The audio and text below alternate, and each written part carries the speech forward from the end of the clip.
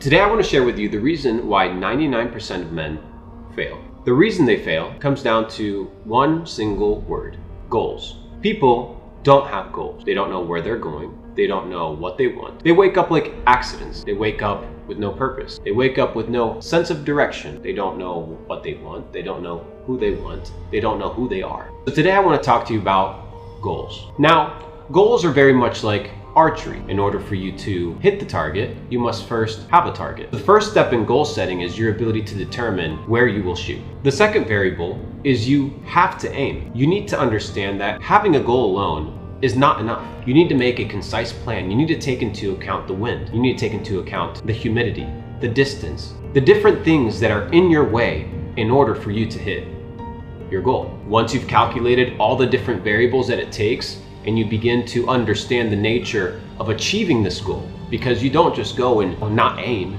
and look at a target and just shoot. It's not how it works. You need to be able to aim. And then finally, as previously mentioned, you have to have the ability to shoot.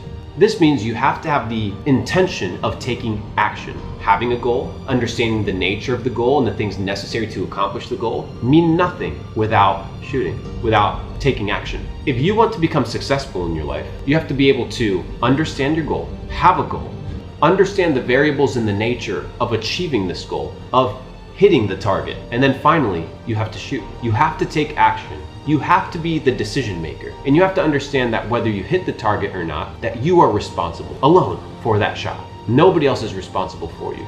Now, there's a big reason why people don't want to establish goals. It's because they have a history of missing. And the reason they have a history of missing is because they don't understand how to aim. They don't understand how to research, how to think.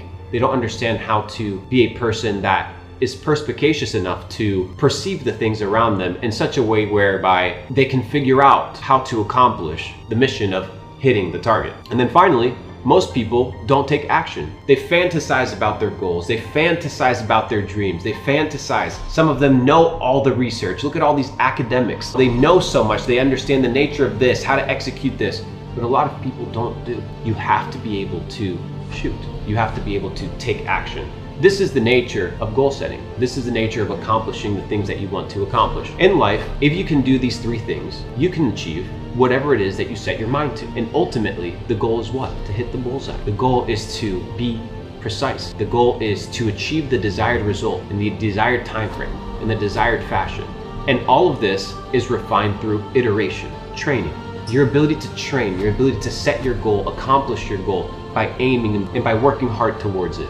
This idea that you can pull out your bow and arrow in the first try, look at the target, that you'll understand all the variables, and that you'll shoot and that you'll hit a bullseye in the first time is just ridiculous. It makes no sense. It's never worked in the past, and it'll never work again. Iteration, consistency, progress towards that ordeal, towards hitting the bullseye, whatever that may be, requires time, requires dedication, and it requires consistency.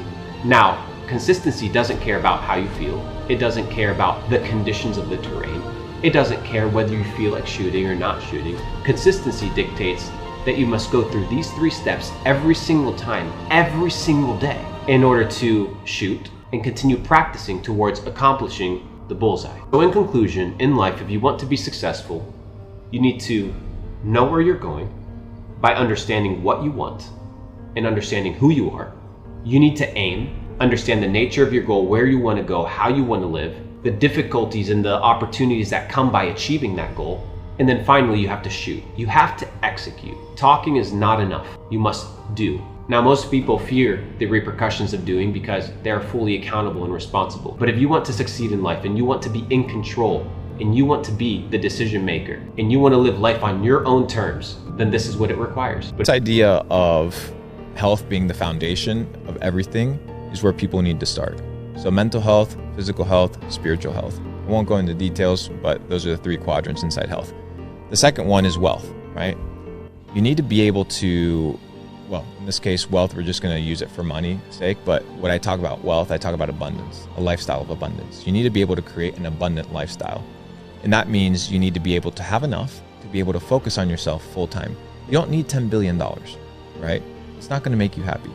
You need enough money that your full-time job now becomes developing yourself. Imagine, Sebastian, imagine for 18 hours a day, you just focused on yourself.